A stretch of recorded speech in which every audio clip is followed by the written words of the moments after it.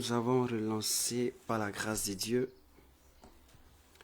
Je disais que nous allons lire un texte dans Marc chapitre 16 à partir du verset 9 jusqu'à 11. Marc chapitre 16 versets 9 à 11.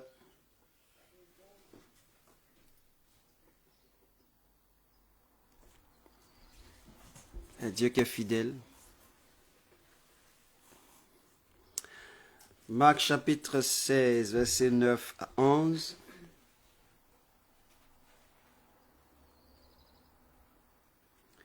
Et je lis la parole de Dieu.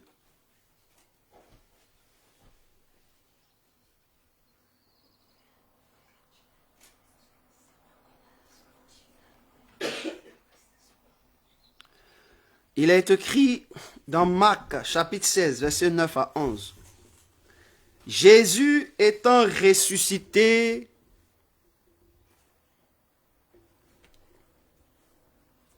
le matin du premier jour de la semaine, apparut d'abord à Marie de Magdala, de laquelle il avait chassé 7 démons. Elle alla emporter la nouvelle à ceux qui avaient été avec lui et qui s'affligeaient et pleuraient. Quand il entendit qu'il vivait et qu'elle l'avait vu, il ne crut point. Amen.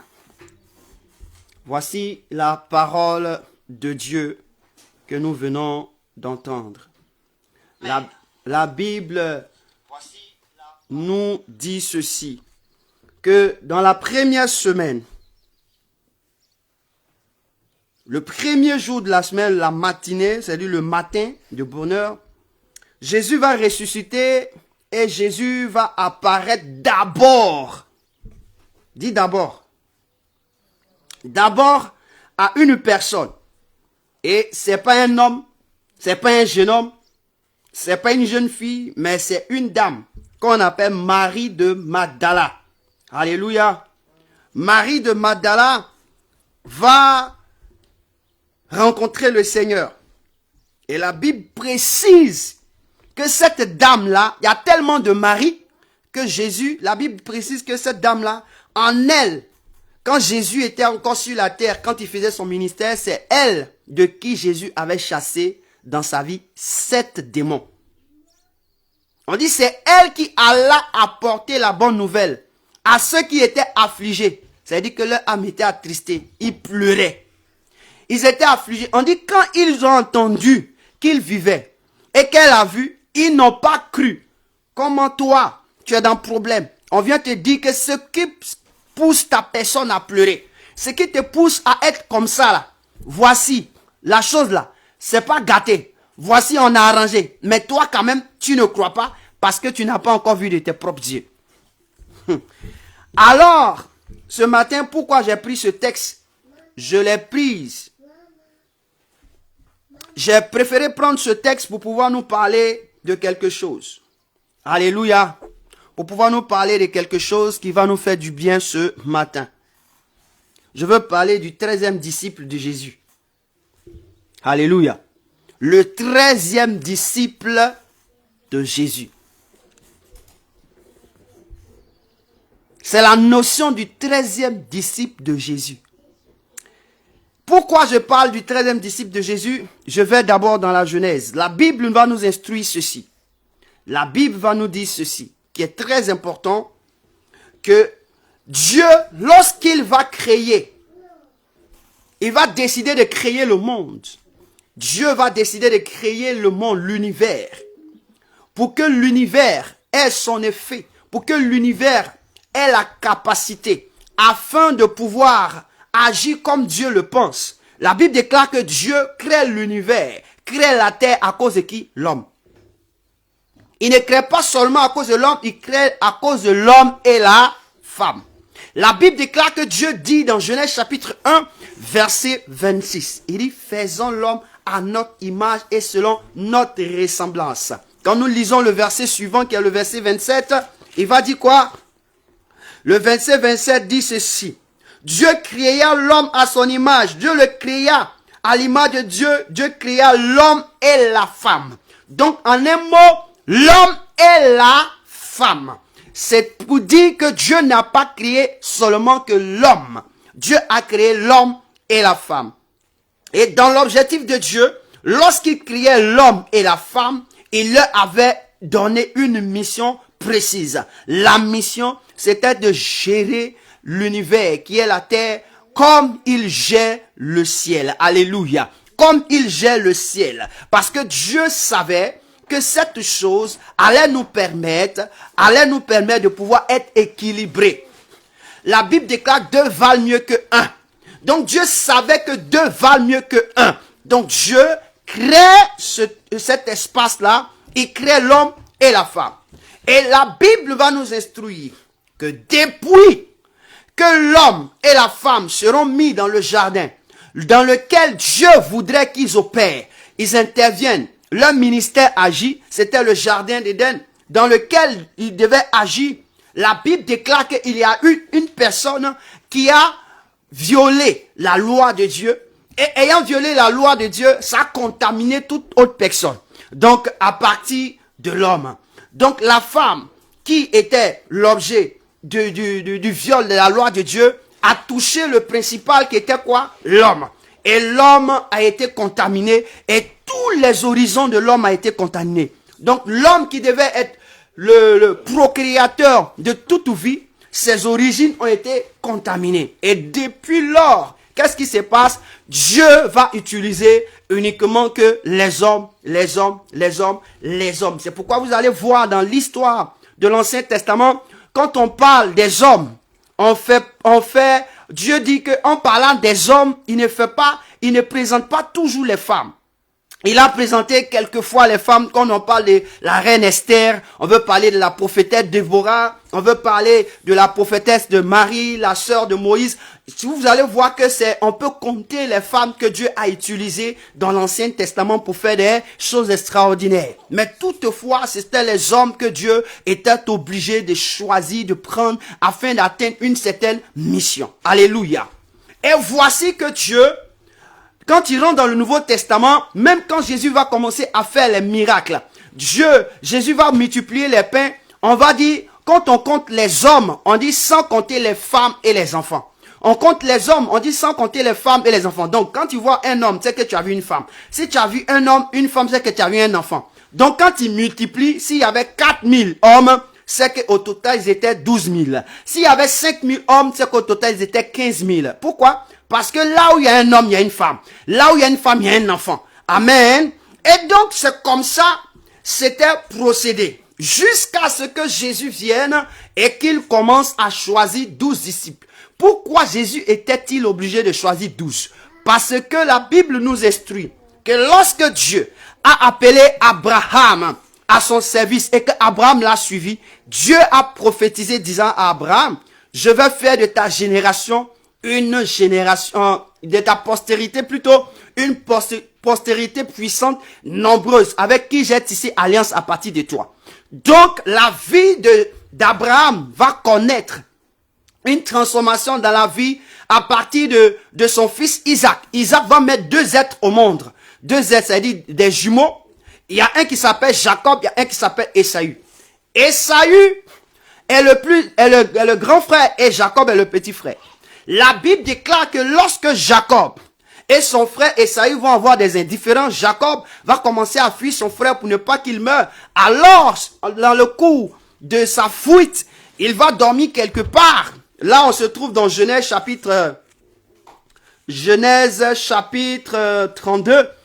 La Bible va déclarer que au cours du chemin, il va dormir quelque part et quelque part, il va avoir une lutte avec celui qu'on appelle l'ange de Dieu. Enfin, c'est Dieu. Il va lutter et il va dire à cet ange-là, je ne te laisserai pas partir tant que tu ne me bénis pas. Et l'ange va dire, il fait matin, laisse-moi partir. Et l'ange va frapper à l'embouchure de sa hanche, mais malgré ça, il va le tenir. Et l'ange va dire ce jour-là, il change le nom de Jacob en Israël.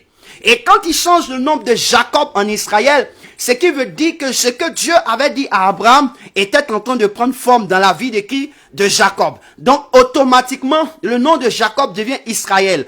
Or, Israël, c'est un peuple élu que le Seigneur a choisi. C'est un peuple qui vient d'une personne. C'est un personnage qui, de lui, tout ce qu'il sortira, Dieu va les utiliser pour sa gloire.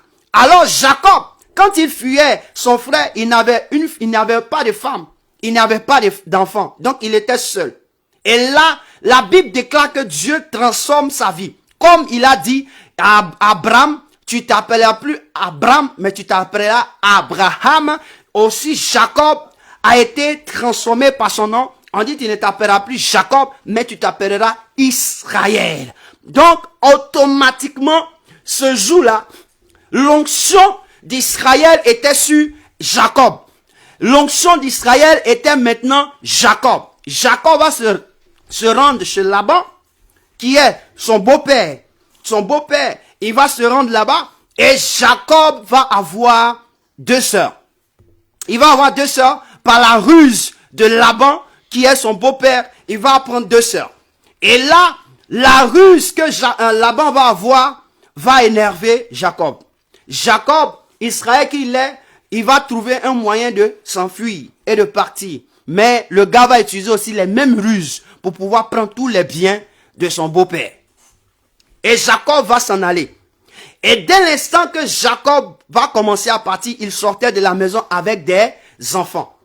Et ces enfants-là, Dieu va décider de faire des hommes.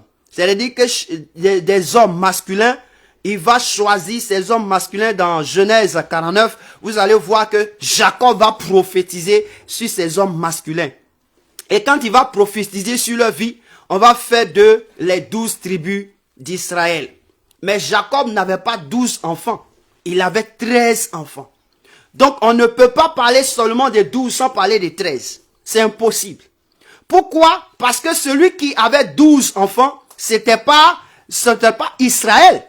Si on prend Israël, Israël avait 13 enfants. Jacob, qui s'appelle Israël, a 13 enfants.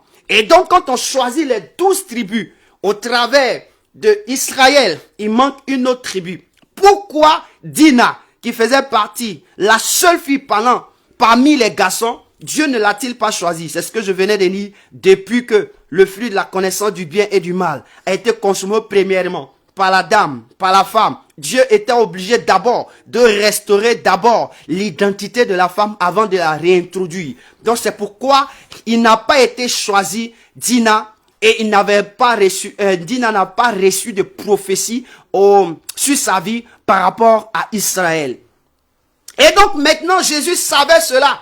Jésus qui savait cela ne pouvait pas aussi défier la loi parce que c'était une loi venant de lui-même, de son Père. Il dit, moi et mon Père, nous sommes un.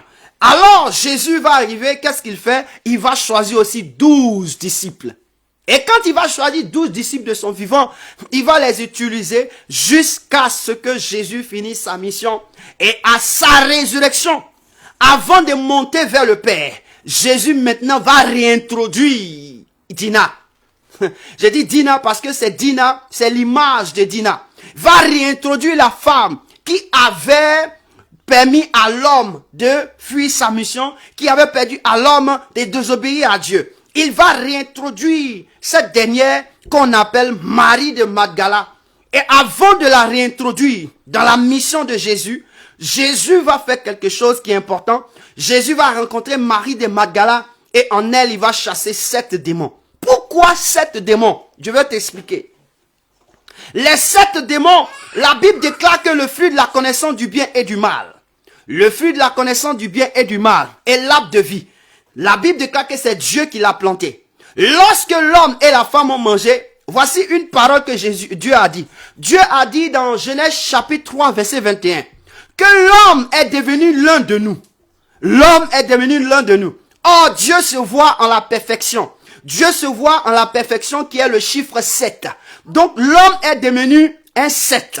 L'homme est devenu un 7 de nous. Alors, le 7 de nous là représente 7 esprits dans le corps de l'homme. Tu es capable d'identifier Dieu en l'homme.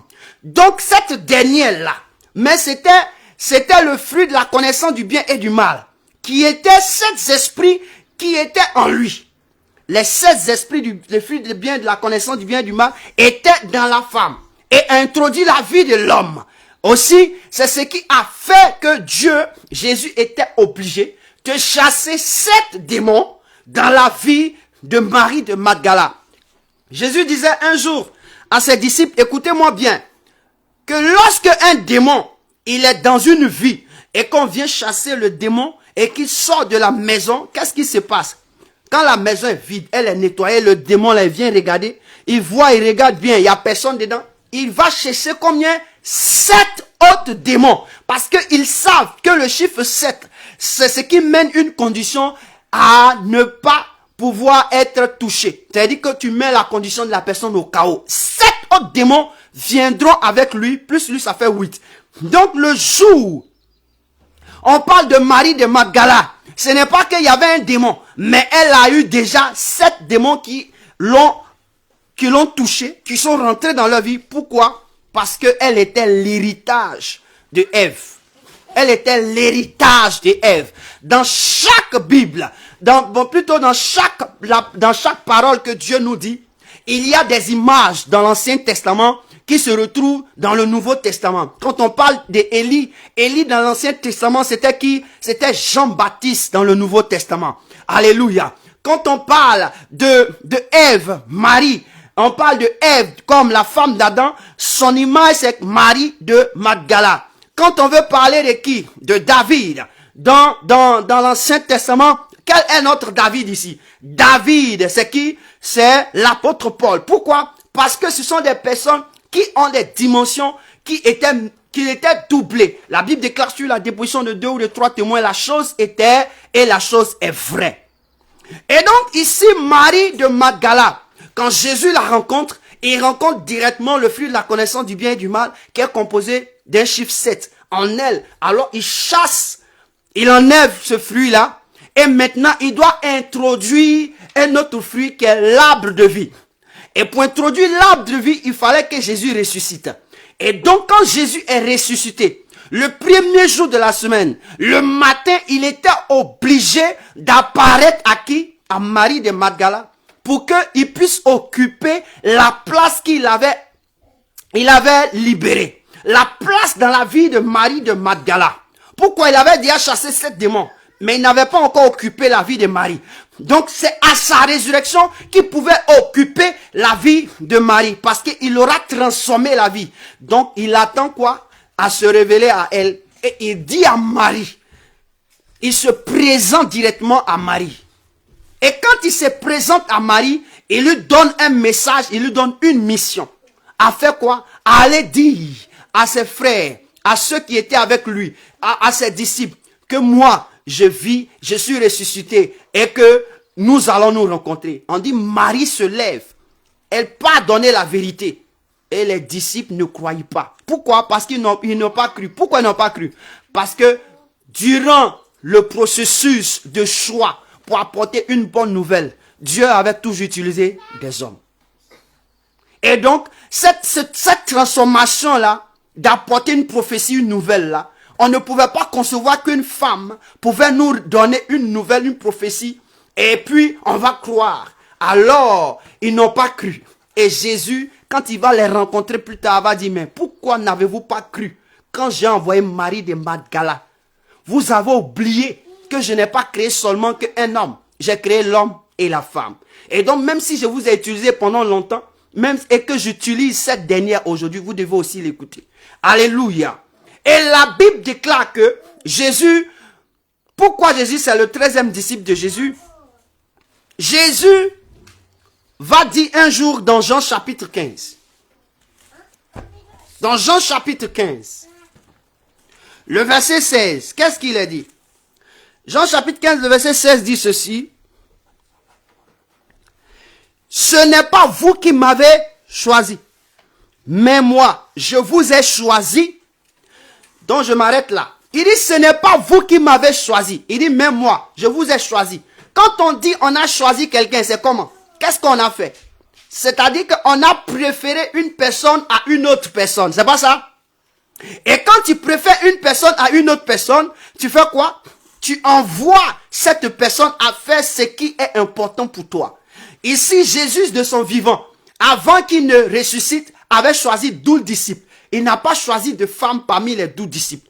Mais après sa résurrection, puisqu'il a vaincu la mort, il a détruit l'arbre de la connaissance de la vie et de la connaissance du bien de la mort, plutôt. L'arbre de la connaissance du bien et du mal, quand Jésus l'a détruit dans la mort, il a détruit à partir de sa résurrection, c'est-à-dire qu'il a sauvé la femme, il a sauvé l'homme. Qu'est-ce qu'il vient? Il vient réinstaller ce qu'il avait été fait. Dans Genèse chapitre 1, verset 26 à 27, Dieu créa l'homme et la femme.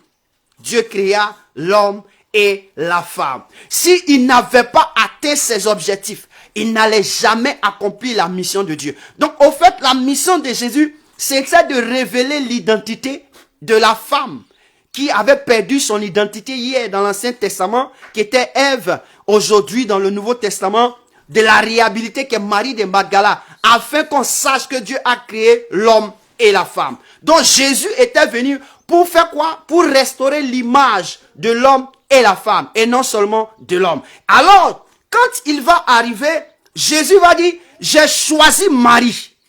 Après ma résurrection, pourquoi? Parce que l'arbre de vie, elle devait avoir l'arbre de vie. Elle devait rencontrer l'arbre de vie. La première personne qui a rencontré l'arbre de vie, c'est Marie de Magdala. Qui a possédé l'arbre de vie, qui a consommé l'arbre de vie, c'est Marie de Magdala. De même, la première personne qui a consommé l'arbre de la connaissance du bien et du mal, c'était Ève, qui était une femme. Et la première personne qui consomme l'arbre de vie, qui est Jésus, c'est Marie de Magdala. Donc, en un mot, -1 plus 1, ça fait quoi? Ça fait 0. -1, c'est la connaissance du bien et du mal.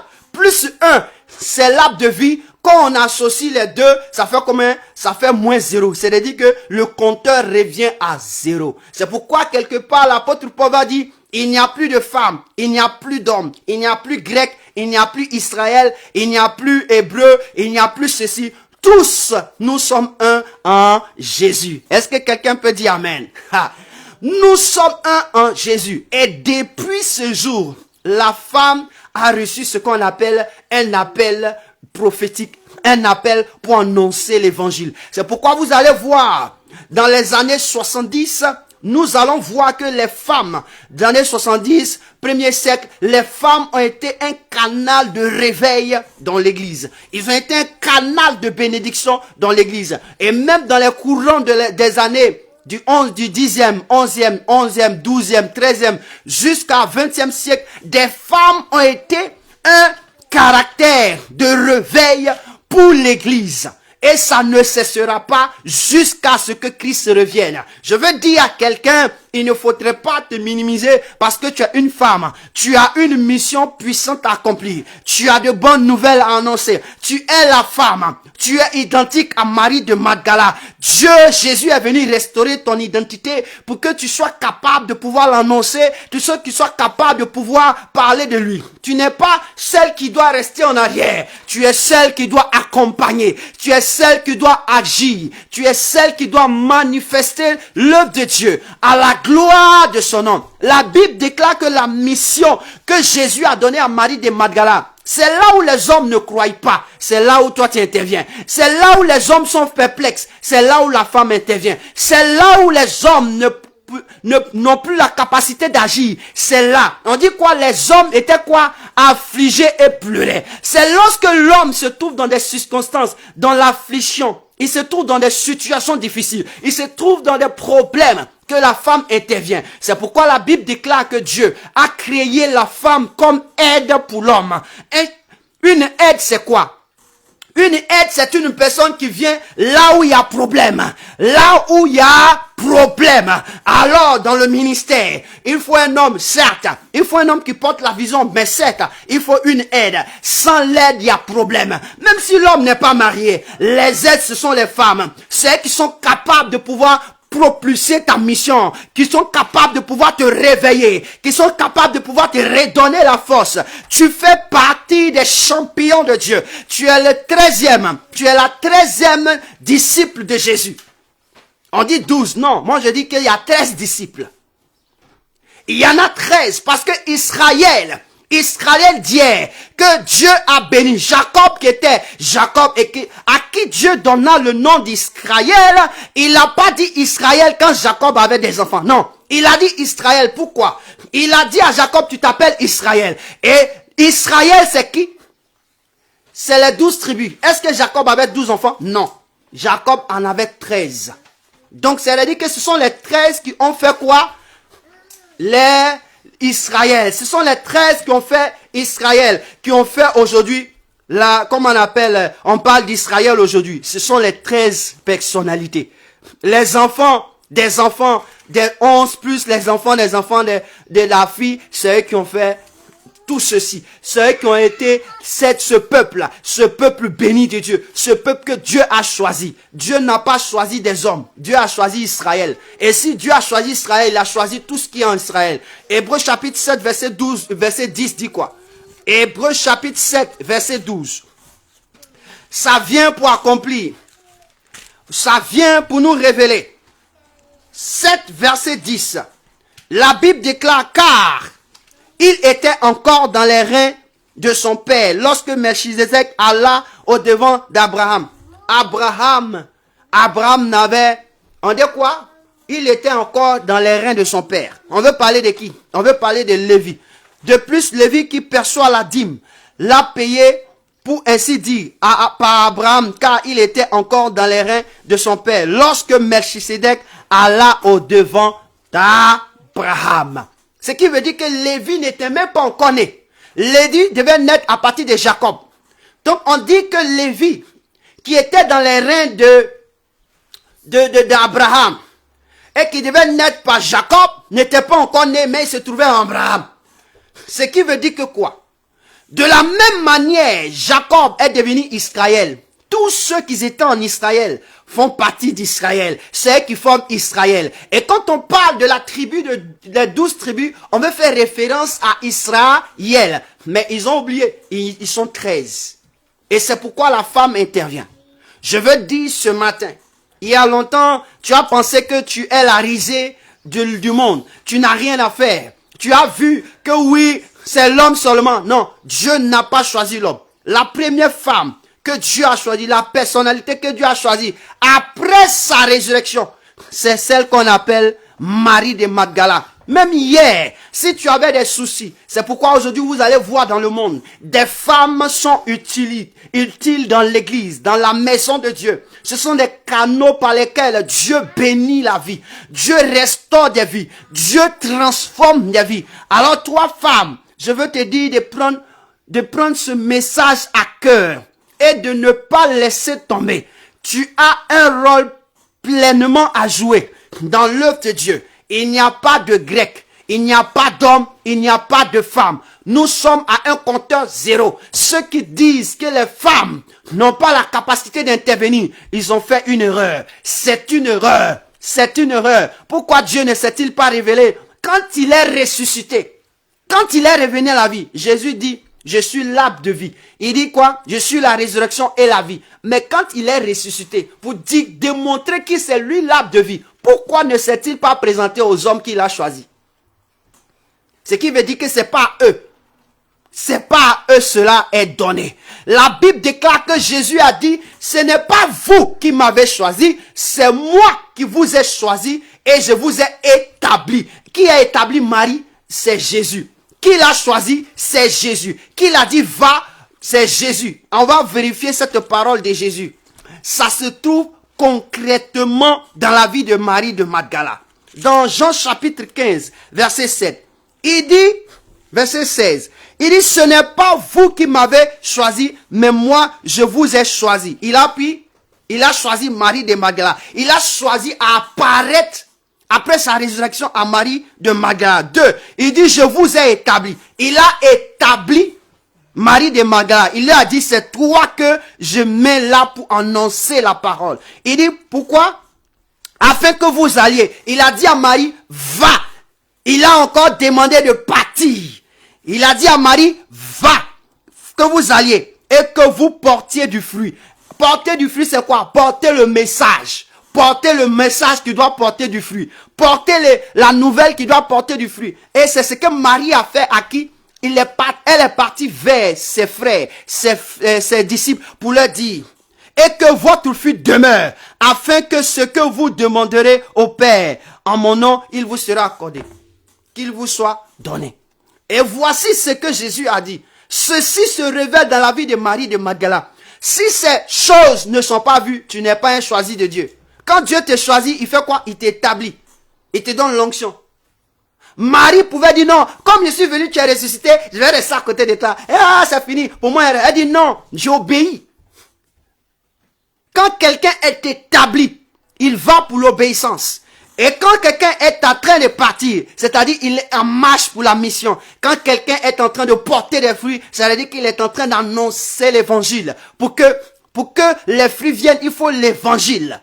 Et c'est l'évangile qui produit maintenant son fruit. Et le fruit demeure. Et jusqu'à aujourd'hui, on parle de cette dernière Marie de Magdala. Il y a d'autres personnes qui disent que Marie de Magdala, c'était la copine de Jésus. Je vais dire à quelqu'un, Dieu n'a jamais de copine. Il n'aura jamais de copine. Il ne pourra pas avoir de copine parce que lui-même il dit, au ciel là, on sera comme des anges. Donc un ange qui vient dans un corps, qui a pris un corps pour venir agir sur la terre, ne peut jamais avoir une relation, on peut dire, pour dire qu'il va avoir une copine. Pourquoi? Parce qu'ils savent que Dieu, Jésus a préféré cette dame. Pourquoi? Elle a été choisie pour réhabiliter ce que Dieu a dit en Genèse chapitre 1, verset 26 à 27.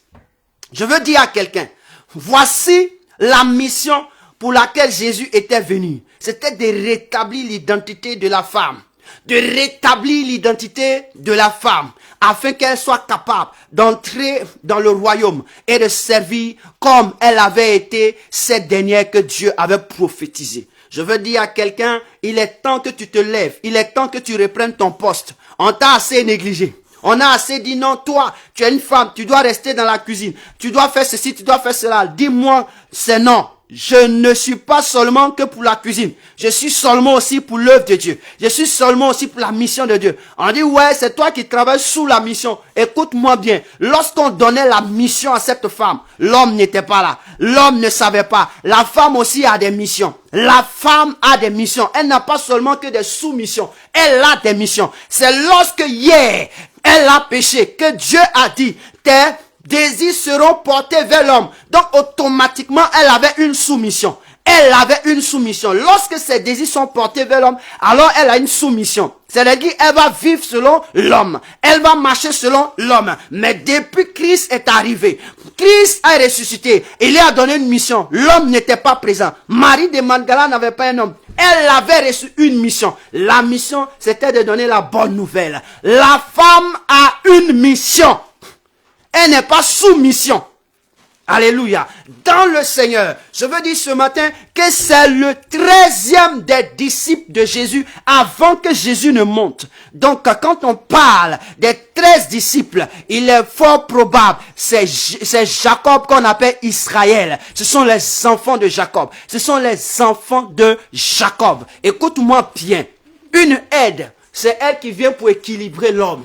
Une aide équilibre l'homme. C'est pourquoi devant le trône, vous allez voir, on parle de 4 êtres vivants. Les 4 êtres vivants, c'est eux qui aident les 24 vieillards à se prosterner. C'est eux qui aident les 24 vieillards à élever Dieu. Pourquoi ce sont les 4? Parce que ce sont les aides. Ils sont autour du trône pour aider. La femme, elle aide. Elle est comme les 4 êtres vivants qui sont là devant le trône. Et quand elle donne, l'homme se prosterne. Je veux dire à quelqu'un, tu as une importance capitale dans la maison de Dieu. Tu as une importance capitale dans l'œuvre de Dieu. Tu n'es pas comme tu dois assister. Non, je dois rester derrière. Non, tu as une œuvre à faire. On n'appelle pas toutes les femmes à l'intercession. Ce n'est pas toutes les femmes qui sont promues à l'intercession. Il y a des femmes évangélistes, il y a des femmes prophètes, il y a des femmes apôtres, il y a des femmes évangélistes. Dépend de la mission que le Seigneur t'a accordée. Si on veut s'appliquer à cette parole de Jésus, dans Marc, chapitre 16, verset 9, quand il dit à la femme, au premier jour de la semaine, il dit, va dire, il envoie donner une formation, il envoie donner une bonne nouvelle. Alors la femme est là pour apporter de bonnes nouvelles. Un homme n'a jamais enfanté. Qui enfante, c'est une femme. Mais qui porte la grossesse, c'est la femme. Qui donne le fruit de la grossesse, c'est l'homme. Ah, quand il donne la vision, c'est l'homme qui reçoit? Non. L'homme reçoit la vision, il partage la vision avec qui? Avec la femme. Quand il partage la vision avec la femme, qui va faire garder la vision? Qui va permettre à ce que la vision paraisse? C'est la femme. Alors Jésus savait que la femme était capable de garder un message afin que ce message soit porteur de vie. Alors elle est une porteuse de vie, en même temps elle est une porteuse de vision. Alléluia. Elle est une porteuse de vision. Si elle porte la vie, elle porte la vision. C'est pourquoi l'arbre de la vie est apparu à elle. Alors je veux dire à quelqu'un, si hier on vous accusait que oui, c'est à cause de vous que le monde est détruit, dis-leur que Jésus est venu là, qu'il est ressuscité là. Il n'a pas apparu à un homme, mais il a apparu à une femme. Donc le message de la résurrection de Jésus a été premièrement annoncé par une femme. Alors, s'il y a un message prophétique qui doit arriver quelque part, ça passe toujours par une femme, non pas par un homme. Si Dieu veut parler de quelque chose à une personne, ça passe toujours par une femme, non pas à un homme. J'ai connu une sœur, lorsqu'elle était dans une communauté, l'homme de Dieu, tellement que Dieu utilisait cette dernière, l'homme de Dieu était obligé de s'accrocher à sa bouche.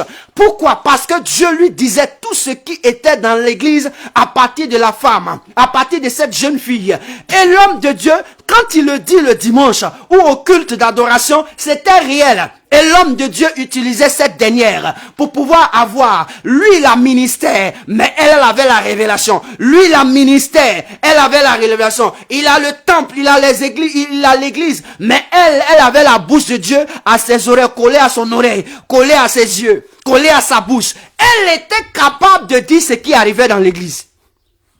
Et l'homme de Dieu, il prenait cela, il faisait gros dos. Mais le jour, cette dernière est partie de l'église. L'église est morte. Pourquoi? Il y a des femmes qui sont porteuses de vision. Il y a des femmes qui sont porteuses de messages de Dieu. Elles ont la révélation. Mais c'est à cause de cela, les hommes sont jaloux. Alléluia. Je veux dire à quelqu'un, laisse-toi accomplir la mission que Dieu t'a donné de faire. Non pas dans l'orgueil. La Bible déclare, quand vous regardez dans 1 Pierre, qu'est-ce qui s'est passé? Pierre même a reconnu ce que Jésus a fait. Allons-y dans 1 Pierre. Allons-y dans 1 Pierre chapitre 3. Dans 1 Pierre chapitre 3, voici ce que Pierre va dire.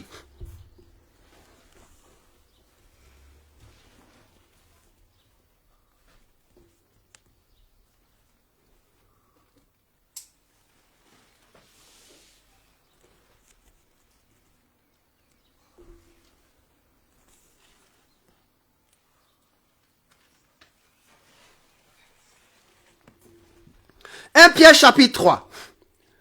La Bible va dire que Pierre va dire au verset 3, ayez non cette parure extérieure qui consiste dans les cheveux tressés, les ornements d'or ou les habits qu'on revêt, mais la parure intérieure est cachée dans le cœur.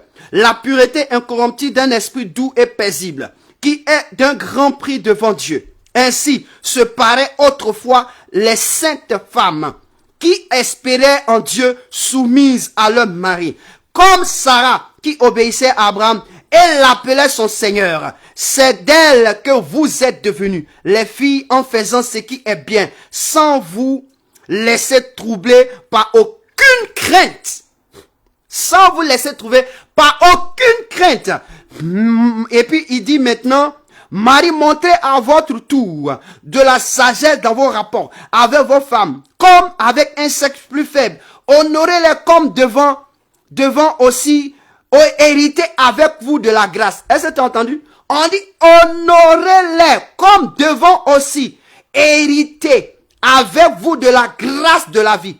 Qu'il en soit ainsi, afin que rien ne vienne faire obstacle à vos prières. Quand un homme voit sa femme comme quelqu'un qui est va-nu-pied, tout ce que tu demandes à Dieu là, il ne va pas te donner. Même si Dieu t'exauce, c'est une mission que tu t'attends d'accomplir. Après, Dieu va te juger. Après, Dieu va te juger. Alléluia.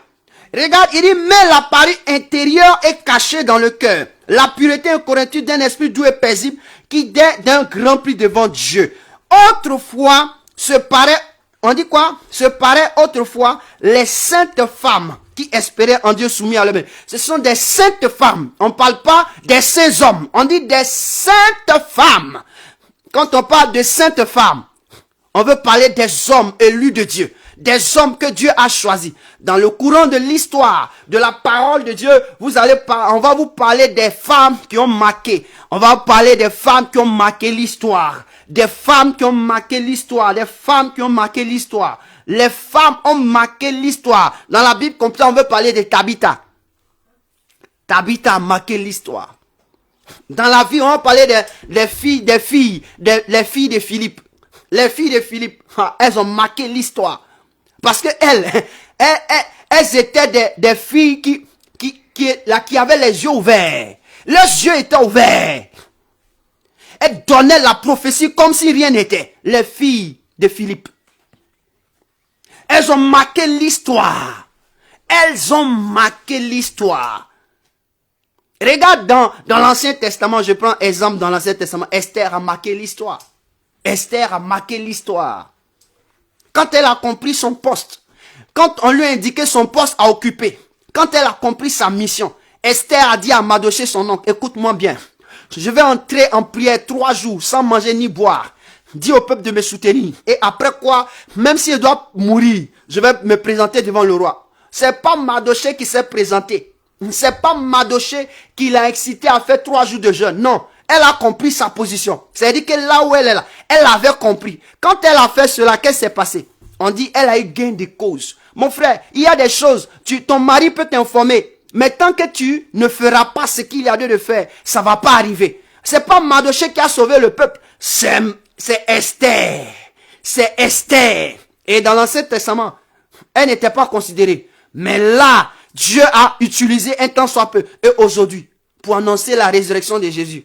Tu penses que tu es la personne la plus sachante d'annoncer la résurrection de Jésus, pour annoncer les bonnes nouvelles. Je veux dire, il y a des femmes terribles qui sont dans le secret. Elles sont terribles. Et vous voyez, les années de réveil que nous allons connaître, il y a des femmes qui seront au réveil. Les femmes seront au réveil. Les femmes seront au réveil. C'est pourquoi je vais encourager une sœur à comprendre que tu n'es pas un bon à rien, mais tu es quelqu'un d'important pour le Seigneur. Tu es une femme importante pour le Seigneur. Ta voix compte. Dieu a mis quelque chose en toi que l'homme ne pourra pas avoir. Dieu a mis une potentialité en toi que l'homme ne voit pas. Mais Dieu voit ce qui est en toi. Tu es capable d'aspirer. Tu es capable de voir des choses que l'homme ne voit pas. Tu es capable d'entendre des voix que l'homme n'entend pas. Tu es capable de pouvoir entendre la voix de Dieu. Tu es capable de déchiffrer la parole de Dieu. Seulement que tu t'es résigné en toi-même. Tu as cette capacité d'infériorité. Tu te dis inférieur. La Bible déclare que Dieu nous a créés de manière diverse. Il a mis en nous des talents. Et je veux dire à quelqu'un, il faut que tu te réveilles. Il faut que tu te réveilles, 13e disciple. Réveille-toi, 13e disciple de Jésus. Si tu ne te réveilles pas, Israël ne sera pas accompli. Si tu ne te réveilles pas, l'œuvre de Dieu ne sera pas accomplie. Parce que tu es la seule personne capable d'annoncer les secrets. Le jour où Jésus est ressuscité, est-ce que vous savez comment Jésus était quand elle l'a vu? Est-ce qu'on t'a dit comment Jésus était et qu'elle l'a vu et puis Jésus lui a parlé? Est-ce que tu savais comment Jésus était? S'il était nu, s'il était habillé, il avait quoi? Est-ce que tu as vu? C'est elle qui a vu. C'est elle, Marie de Magdala. C'est elle qui a vu Jésus ressuscité. C'est elle qui l'a vu dans son état de résurrection. Toi, tu l'as vu après. Donc, il y a quelque chose qu'elle a vu. Il y a une intimité qu'elle a vue que tu n'as pas vue. Cette dame-là, lorsqu'elle parle de Dieu, c'est parce qu'elle a rencontré quelqu'un qui l'a séduite.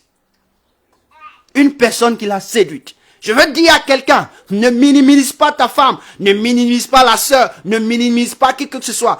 J'ai une grande sœur. Dieu lui parle comme si c'est de l'eau. Dieu l'enseigne comme si c'est de l'eau.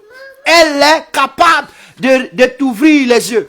Quand elle commence à parler de Dieu, tu as l'impression que c'est l'homme qui a parlé. Non, je dis bien, ma grande sœur. Quand Dieu a commencé à l'utiliser dans la prophétie, dans le domaine de la révélation des prophéties, quand il donne la prophétie, c'est clair et net, c'est limpide. Il n'y a pas d'explication à donner. C'est clair et c'est net. En ce moment, j'avais 12 ans, 13 ans.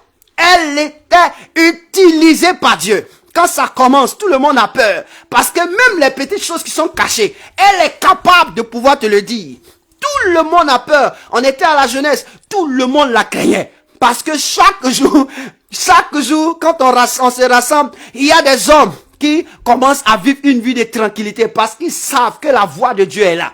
Mon frère, il y a des sœurs, si elles commencent à faire l'œuvre de Dieu, tu seras transformé. Alléluia.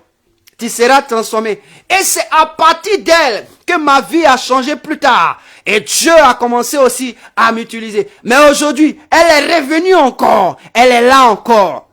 Dieu a commencé à l'instruire. Dieu a commencé à lui ouvrir les yeux. C'est des choses, certaines choses. J'ai dit, frère, Dieu utilise qui il veut. Donc aujourd'hui et maintenant, sachez que les femmes sont utiles pour l'œuvre de Dieu. Elles ont un ministère. Si tu veux donner un ministère à une femme, elle est pasteur aussi. Si tu veux donner un ministère à une femme, elle est évangéliste, elle est prophétesse, elle est prophète aussi. On est resté dans prophétesse, moi je dis elle est prophète. Pourquoi? Parce qu'annoncer la résurrection de quelqu'un là, si c'est pas un prophète qui peut parler de ça, qui va parler de ça? C'est pas une histoire d'évangélisation. Hein. C'est un prophète. Dieu lui a dit, va dire. Et elle porte la voix de Dieu pour ses frères. Pour les frères de Jésus. C'est-à-dire, Dieu choisit une personne pour porter sa voix. Pour que ses frères quittent l'affliction, cessent de pleurer. Ah, un prophète intervient là où il y a problème. Donc, Marie de Magdala, elle est intervenue là où il y a problème. Un prophète vient intervenir là où il y a les situations de difficulté. C'est le rôle. Donc, le fait qu'elle annonce la bonne nouvelle, elle devient évangéliste. Le fait qu'elle intervient dans un cadre de problème, elle devient prophète. Le fait qu'elle se déplace pour entretenir des personnes, elle devient pasteur. Le fait qu'elle apporte un message que personne n'a apporté, elle devient apôtre. C'est-à-dire, ce même jour-là, elle avait les 5 ministères qui se sont manifestés dans sa vie. Elle a attesté comme un docteur. Le docteur, c'est celui qui a fait des recherches. Pourquoi? Parce qu'elle a rencontré Jésus. Jésus, là, c'était une personne. Donc, de la manière elle a vu, là, ce sont des recherches. Elle a rencontré Jésus. De la manière elle parle de Jésus, là, toi, tu ne peux pas parler de lui comme ça. Donc, elle était docteur, elle était pasteur, elle était évangéliste, elle était apôtre. Elle était tout en même temps. Quand Jésus l'a envoyé, elle possédait toute cette qualité. Donc, tu ne peux pas dire qu'une femme ne peut pas être pasteur. Une femme ne peut pas être un évangéliste. Une femme ne peut pas être docteur. Parce que tu n'es pas le seul que Dieu a choisi. Dieu a créé l'homme et la femme. Il n'a pas créé l'homme seulement. Il a créé l'homme et la femme. Quelqu'un peut dire amen. C'est pourquoi je veux encourager quelqu'un à prier avec moi. Je veux encourager une sœur à prier avec moi. Je veux demander à quelqu'un de demander pardon à Dieu. Toutefois, tu as négligé l'œuvre de la femme. Tu n'as pas entendu la voix de ta femme. Tu as pensé que la femme n'est pas appelée au ministère. Tu as pensé que la femme n'a pas son droit de parler. On dit, elle le fait tout en le faisant dans la soumission. Elle le fait tout en faisant dans la soumission. Ce n'est pas parce qu'elle est soumise qu'elle est sous mission. Non, elle a une mission. Mais puisque l'homme est le chef, Dieu lui dit, tu interviens après l'homme. Mais elle a une mission. Et sa mission n'est pas ta mission. Elle a une mission en tant qu'aide. Cette mission face à Dieu, c'est une mission. Face à l'homme, c'est une soumission. Mais lorsqu'elle intervient en face de Dieu, c'est une mission concrète. C'est une œuvre concrète. C'est un appel véridique. Ce n'est pas que c'est autre chose. Je veux dire à quelqu'un, toi qui es l'homme, qui a négligé l'appel d'une femme, demande pardon au Seigneur. La femme qui a négligé son appel, parce qu'elle se disait qu'elle ne pouvait pas intervenir, demande pardon aussi au Seigneur. Je veux te demander de parler au Seigneur ce matin. Parle au Seigneur, parle au Seigneur, parle au Seigneur, parle au Seigneur. Parle au Seigneur, demande pardon au Seigneur. Dieu t'a appelé pour une mission. Je n'ai pas dit un homme. Je dis Dieu t'a appelé pour une mission. Tu as négligé la mission. Demande pardon au Seigneur. L'homme aussi a négligé la femme dans sa mission. Demande pardon au Seigneur. Demande pardon au Seigneur. Nous demandons pardon au Seigneur. Repentons-nous de nos œuvres. Seigneur, nous avons obscurci tes voies. Nous avons mal pensé, Seigneur. Nous avons pensé que ce qui s'est passé dans l'Ancien Testament, parce que tu as créé l'homme et la femme, et que tu as donné à l'homme et l'homme et la femme le jardin, et que la femme a péché, et que depuis ce jour tu as commencé à utiliser l'homme, nous avons pensé que la femme n'était pas utile. Nous avons fait une erreur, une grande erreur. Seigneur, tu es venu rétablir toutes choses. Tu es venu rétablir l'ordre. Tu es venu mettre le compteur à zéro. Il n'y a plus grec, il n'y a plus de femmes, il n'y a plus d'hommes, mais il y a ceux qui sont en Jésus. Seigneur, nous te demandons pardon, particulièrement ma vie. Je te demande pardon toutefois, j'ai minimisé l'appel de la sœur, oh Dieu, de ma sœur. J'ai minimisé l'appel. Seigneur, toutefois, j'ai parlé contrairement à cet appel. Je me suis opposé, je te demande pardon. Toutefois, j'ai négligé. Je te demande pardon, Seigneur, parce que oui, aujourd'hui, c'est ce qui se passe dans nos communautés. Seigneur, je prie, oh Seigneur, pour te demander pardon.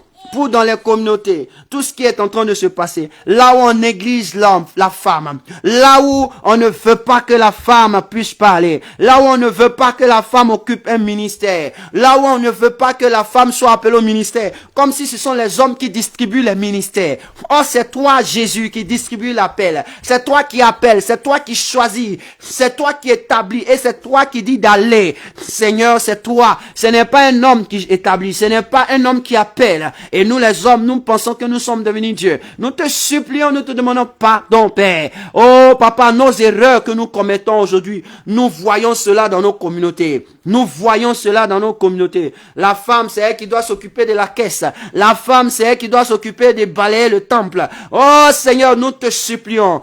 Toutefois, nous l'avons abaissé dans ta maison. Nous transportons nos vies de couple, de famille. Nous l'envoyons dans ton temple. Non, non. Dans ta maison, il n'y a plus de femmes. Dans ta maison, il n'y a plus de grecs. Ce qui veut dire que dans ta maison, il n'y a aucune distinction. Tu utilises qui tu veux pour la mission, comme tu veux, quand tu veux, où tu veux. C'est pourquoi, Père, nous voulons te demander pardon. Nous voulons te demander pardon. Nous voulons te demander pardon. Pour nos erreurs, et pour ces sœurs vraiment qui aussi, oh Seigneur, ont été non convaincues, ont douté de l'appel, ont douté de ce qu'elles devaient faire, et elles se sont mis résignées en arrière, disant non, c'est l'homme qui doit être devant, parce qu'elles avaient certainement mal lu le texte parlant de Corinthiens, le texte dont l'apôtre Paul avait parlé. Les femmes doivent se taire, doivent poser la question à leur mari à la maison. On dit mari c'est à la maison, on n'a pas dit mari c'est au temple. Au temple de Dieu, nous sommes des anges, nous sommes des anges, nous sommes des anges en mission, des anges en mission, des anges en mission, des anges et des appelés en mission. Seigneur, dans ta maison, il n'y a pas acception de personne, mais nous avons fait des acceptions de personnes. Nous avons dit non, celle-là est bon ici, celle-là est bon ici, nous on est bon là. Seigneur, nous refusons ce soir, plutôt ce matin, plus à cette heure. Seigneur, nous demandons pardon, Jésus. Aie pitié de nous. Aie pitié de nous. Aie pitié de nous. Aie pitié de nous. Aie pitié de nous. Aie pitié de nous. Aie pitié de nous, Jésus. Aie pitié de nous, roi des rois. Aie pitié de nous, Seigneur des seigneurs. Aie pitié de nous, oh Dieu vivant. Aie pitié de nous. Aie pitié de nous. Aie pitié de nous. Oh, aie pitié d'elle. Aie pitié, Seigneur. À cause de ton amour. À cause de ton amour. À cause de ton amour. À cause de ton amour, à cause de ton amour, Seigneur. Oui, une sœur a compris. Dis au Seigneur, j'ai compris ce que tu viens de dire. Je suis le 13e disciple. Je suis important. Dis au Seigneur, parle au Seigneur, sœur. Dis au Seigneur, je suis important. Tu m'as donné une mission. À ta résurrection, tu m'as donné une mission. Certes, tu m'as dit depuis le début, je suis une aide. Mais une aide pour qui? Je suis une aide dans ta maison. Tu m'as donné une mission. Un homme ne sait pas la mission que j'ai. Un homme ne connaît pas la mission que j'ai. Un homme ne saisit pas la mission que j'ai. C'est pourquoi ce matin je veux prier. Seigneur, ouvre-moi, pardonne-moi, mais ouvre mon esprit sur la mission à laquelle tu m'as appelé, afin que j'opère dans cette dimension pour la gloire de ton nom. Ouvre-moi mon esprit. Dis au Seigneur d'ouvrir ton esprit. Dis au Seigneur, ouvre mon esprit. Ouvre mon esprit. Ouvre mon esprit, ouvre mon esprit, ouvre mon esprit. Namalaba korazateya. Ouvre mon esprit, ouvre mon esprit, ouvre mon esprit. Les rabakarabachans. Seigneur, ouvre l'esprit de cette jeune dame, de cette jeune fille. Ouvre son esprit à comprendre la mission à laquelle tu l'as appelé. À comprendre la mission à laquelle tu l'as appelé. Ce n'est pas un homme qui l'a choisi, c'est toi qui l'as choisi. Tu l'as choisi pour une œuvre excellente. Et je prie que ses yeux s'ouvrent. Je prie que son cœur apprenne. Son cœur saisit ton message. Je prie que ses yeux s'ouvrent. Je prie que ses oreilles s'ouvrent. Seigneur, afin qu'elle puisse accomplir la mission à laquelle tu l'as appelé. Qu'elle sache. Qu'elle comprenne, mon Dieu. Qu'elle comprenne tel que Esther a compris, tel que Marie de Magdala a reçu l'appel. Ainsi soit-il dans le nom de Jésus de Nazareth. Dans le nom de Jésus de Nazareth. Dans le nom de Jésus de Nazareth. Dans le nom de Jésus de Nazareth. Dans le nom de Jésus de Nazareth. Elle a une mission, Seigneur. Oh Père, je prie pour toutes celles. Oh, pour toutes celles qui ont une mission, qui ont un appel sur leur vie, Seigneur. Éveille-les maintenant. Éveille-les maintenant. Éveille-les maintenant. Éveille-les maintenant. Éveille-les maintenant. Éveille-les maintenant. Dans le nom précieux de Jésus. Que ta main touche leur vie. Que ta main se saisit d'eux. Que ta main se saisit d'elle. Que ta main se saisit d'elle. Que ta main se saisit d'elle. Ouvre leur esprit, ouvre leur entendement, ouvre leur cœur, afin qu'ils reçoivent, ô Père, cette mission, et qu'elles aient la force de l'accomplir. Seigneur, propulse-les. Il est temps, Seigneur, lorsqu'un message vient, c'est que l'onction suit. Lorsqu'un message vient de telle sorte, c'est que l'onction suit. Que l'onction suit ce message. L'onction qui suit ce message les atteigne, les touche, de partout dans le monde, de partout dans le monde. Qu'elles soient en éveil, ces femmes de feu. Qu'elles soient en éveil, ces jeunes filles de feu. Qu'elles soient en éveil, ces dames de feu. Qu'elles soient en éveil dans nos nations, dans nos familles. Au nom de Jésus. Au nom de Jésus. Au nom de Jésus. Au nom de Jésus. Au nom de Jésus. Qu'elles soient en éveil, que ces jeunes filles soient en éveil. Réveille-les, Seigneur. Réveille-les, Jésus. Réveille-les, Seigneur. Elles sont endormies trop longtemps. Réveille-les, Seigneur. Réveille ces jeunes filles. Réveille ces jeunes dames. Réveille ces femmes. Dans le nom précieux de Jésus. Dans le nom précieux de Jésus. Dans le nom précieux de Jésus. Dans le nom précieux de Jésus. Dans le nom glorieux de Jésus. Dans le nom extraordinaire de Jésus. Ah, merci mon Dieu. Merci Jésus. Merci Roi des Rois. Dieu vivant. Dieu exceptionnel. Dieu grand et merveilleux. Seigneur, fais-le pour la gloire de ton nom. Seigneur, fais-le pour la gloire de ton nom. Le 13e disciple doit être vu. Ah, le 13e disciple a des révélations que des hommes n'ont pas. Le 13e disciple, qui est cette Marie de Magdala, a reçu une révélation, a reçu une prophétie que des hommes n'ont jamais connue. Seigneur, c'est elle qui annonce les choses que nous n'avons jamais entendues. C'est elle qui annonce des choses que nous n'avons jamais vues. C'est elle qui opère dans une dimension que nous n'avons jamais entendue. Seigneur, je prie que ainsi soit-il. Ainsi soit-il, parce que elles t'ont rencontré d'une manière directe. Elles ont fait une connaissance avec toi. Tu les as apparues de manière personnelle. Seigneur, elles n'ont pas demandé, mais toi-même tu as choisi de les apparaître. Seigneur, active ce feu maintenant. Que ce feu de l'esprit soit activé. Que ce feu de l'esprit soit activé. Partout dans ce monde, du nord au sud, de l'est à l'ouest, passant par le centre de la terre. Que cela soit activé au nom de Jésus-Christ. Au nom de Jésus-Christ de Nazareth. Seigneur, nous sommes très heureux pour ce message.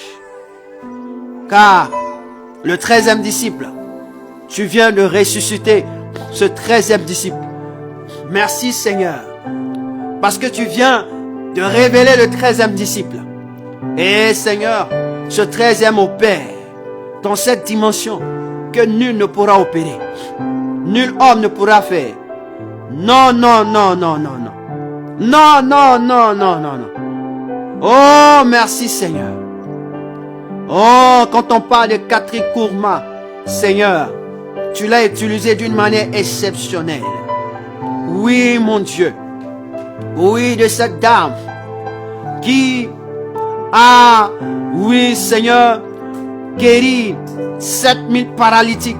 Que tu as utilisé pour guérir 7000 paralytiques. Seigneur, on a entendu parler de quelque chose de vrai. Ainsi. Mais toi, tu les utilises. Je veux voir cette génération de 13e disciples à l'œuvre. Seigneur, ressuscite-les. Mène-les, Seigneur. Car il est temps que tu les utilises pour la gloire de ton nom. Pour la gloire de ton nom. Pour la gloire de ton nom. Seigneur, nous te sommes infiniment reconnaissants. Merci de nous avoir parlé. Nous en tant qu'hommes, serviteurs, afin que nous soyons vraiment indulgents dans nos propos envers les serviteurs et envers les servantes, envers tes serviteurs, tes servantes, tes prophétesses, tes prophètes. Oh Seigneur, merci Seigneur, que l'honneur, la gloire te reviennent.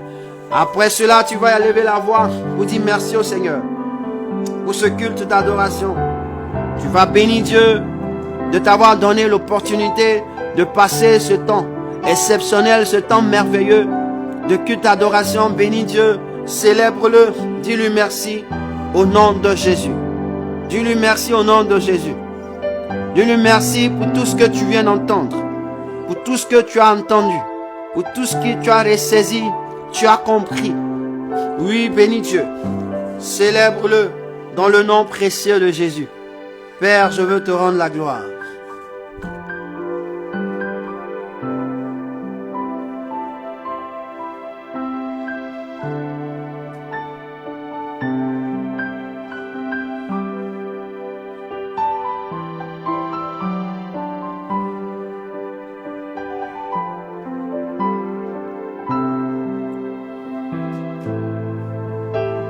Seigneur, merci pour ce moment agréable, pour cette séance merveilleuse, pour ce culte d'adoration. Merci pour tout ce que tu as fait et tu continues de faire. Merci de nous avoir ouvert les yeux. Merci d'avoir permis que nous puissions comprendre que l'utilité de la femme dans le ministère, c'est toi qui l'imposes. Seigneur, merci de nous faire comprendre que la femme annonce des choses que l'homme et l'oreille de l'homme n'a jamais entendues ni vues. Seigneur, nous te bénissons. Nous te rendons toute la gloire. Merci pour ce programme. Merci Seigneur de nous avoir utilisés comme un canal. Et merci de nous faire du bien. Merci de bénir nos frères, de bénir nos sœurs qui ont assisté à ce programme, de près ou de loin, en présentiel comme sur la plateforme. Nous prions que ta faveur soit avec elles, ta faveur soit sur eux, et que ce message qu'elles ont entendu éveille leur conscience, réveille leur ministère, afin qu'elles puissent aller avec cette puissance et cette force que tu leur as donnée. Elles font partie du canal de réveil, du temps de réveil, du temps et l'espace de réveil. Nous te bénissons de les utiliser à bon escient pour la gloire de ton nom. Merci Jésus, sois élevé et sois béni dans le nom du Seigneur. Merci Père, que la faveur et la grâce vous accompagnent dans le nom de Jésus. Que quelqu'un dise Amen.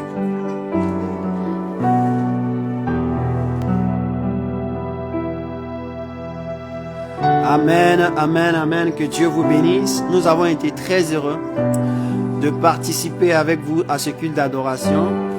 Et nous disons shalom chez vous et shalom chez nous. À nous revoir. Bon dimanche et bonne semaine. Que la faveur de Dieu soit avec vous. C'était votre serviteur, le prophète Brice Chaud, le moindre. À nous revoir et que Dieu vous bénisse. Amen.